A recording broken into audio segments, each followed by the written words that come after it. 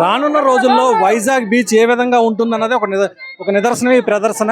ఎందుకంటే beach shocks పేరుతో ప్రభుత్వం ఇచ్చిన అనుమతుల కారణంగా వైజాగ్ బీచ్లో రానున్న రోజుల్లో ఇలా తోపుడు బళ్ళ మీద బీర్లు చీకులు అమ్ముకునే పరిస్థితి వస్తుందని చెప్పేసి తెలియజేసే ప్రయత్నమే మాజీ ఎమ్మెల్యే వాసుపల్లి గణేష్ కుమార్ ఇక్కడ చేసి చూపిస్తున్నారు. అంటే ఈ కారణంగా వైజాగ్ బీచ్ ఇంత దారుణంగా తయారైతే మాత్రం పరిస్థితి ఏ విధంగా ఉంటుందని చెప్పి కూడా ఆయన ఎక్స్ప్లెయిన్ చేయడం జరుగుతుంది. సార్ చెప్పండి, అసలు ఈ ప్రదర్శన ద్వారా మీరు ఏం చెప్పదలుచుకుంటున్నారు? చంద్రబాబు నాయుడికి చెవులు పని చేయట్లేదు. Okay, because of I don't know అతనికి వయసా లేదంటే అహంకారమా డబ్బు బలమా మదమా, అందుకే కనీసం కళ్ళైనా పనిచేస్తున్నాయి కదా. సో ఇలాంటి దుస్థితి మా ఆంధ్ర రాష్ట్రంలో బీచ్లు తీసుకొని రావద్దు, ఎక్కడ పడితే తాగి పడిపోతారు. ఏంటి సంస్కృతి? మురి మిక్సర్ దగ్గర కబాబులేటి, మురి మిక్సర్ దగ్గర ఆ బీర్లేటి, మొక్కజొన్న పోతులు తిని చక్కగా సరదాగా జంటలు తిరిగే ఈ ప్రాంతంలో ఆంధ్ర పీపుల్ ఏంటంటే they believe in peace, love and harmony. అలాంటి ప్రాంతాన్ని మీరు మార్చొద్దు, పాడు చేయొద్దు అని చెప్పేసి వేడుకోవడం కోసం అని చెప్పేసి చెప్తా ఉన్నాం, హెచ్చరిస్తా ఉన్నాం. అంటే రాష్ట్రంలోని మద్యపాన నిషేధం లేదు కదా, ఇంకా టూరిజం పరంగా అభివృద్ధి చెందుతుంది సాక్షాత్ విశాఖ ఎంపీ అంటున్నారు. మరి ఇది ఈ విధంగా చేయడం వల్ల డెవలప్మెంట్ అవుతుంది అంటున్నారు ఆయన. విశాఖ ఎంపీ నేను అదే చెప్తా ఉన్నాను కదా, నీ కాలేజీలో ఇంకా బాగా ప్రాఫిట్స్ రావాలనుకుంటే అక్కడ వైన్ బీరు పెట్టండి. ఓకే, మీ రెస్టారెంట్స్ ఓపెన్ చేయండి, మేము చెప్తాం అన్నమాట. Your biggest stupid MP ever I seen for hour Visakhapatnam. చాలామంది ఎంపీలు వచ్చారన్నమాట, ద గ్రేట్ లెగసీ లీడర్స్ అన్నమాట. ఈ విశాఖపట్నం అని కీర్తి చెందించేలాగా తయారు చేశారన్నమాట.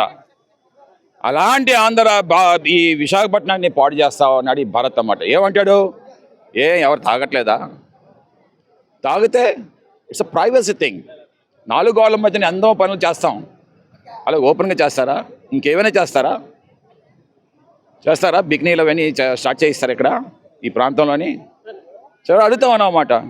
మరి సనాతన ధర్మం కాపాడుతామని చెప్పి ఒక నాయకుడు అంటున్నారు, మరి ఇది ఏ సనాతన ధర్మంలోకి వస్తుంది అంటారు? అదే కదా, నాకు కూడా ఇది సంస్కృతి ఏంటి. ఆర్కే బీచ్ అంటే సింహగిరి చేసిన తర్వాత కోట్లాది మంది వచ్చి పుణ్యస్నానాలు చేస్తారు.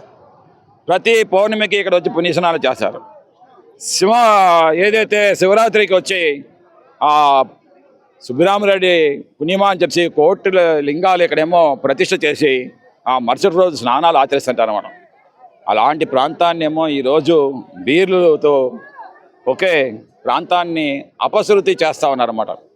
మరి పవన్ కళ్యాణ్ ఎట్టేసి చూసైనా సరే ఒకసారి వచ్చి సముద్రంలో 3 సార్లు మునిగి పాప విమోచన చేయమని చెప్పేసి మేమైతే కోరుతామన్నమాట. ఈ సనాతన ధర్మాన్ని నిజంగా మీరు కాపాడుతూ ఉన్నారు అంటే చంద్రబాబు నాయుడు లాగా మీరు కూడా అబద్ధాలతో వెళ్ళకండి.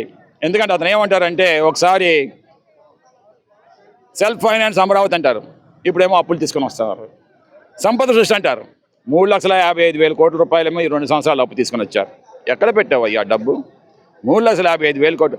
అంత కరోనా సమయంలోనే జగన్మోహన్ రెడ్డి గారు కేవలం 3,25,000 కోట్లు 5 సంవత్సరాలకి కూడా అప్పు చేసినటువంటి దాన్ని గ్లోబల్ ప్రచారం చేస్తావు నువ్వు, నీ లొకేషన్. మరి ఇప్పుడేమైపోయింది అంటే నీకు సంపద సృష్టి రాదా?